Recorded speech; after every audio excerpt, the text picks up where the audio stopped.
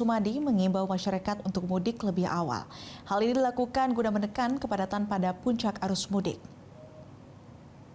Sebanyak 193,6 juta orang diprediksi melakukan perjalanan pada libur Lebaran tahun ini. Angka itu lebih tinggi hingga lebih dari 50% dibandingkan dengan tahun lalu.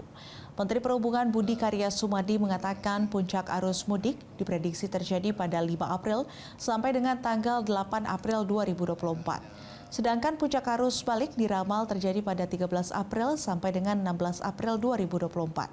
Oleh karena itu, Menhub mengimbau masyarakat untuk mudik lebih awal.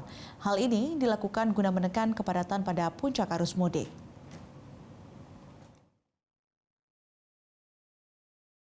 Berkaitan dengan puncak mudik yang tadi disampaikan oleh Pak Menko, memang benar hari keempat itu ya. Tapi karena kalau hari keempat, 3, 2 itu akan tinggi sekali.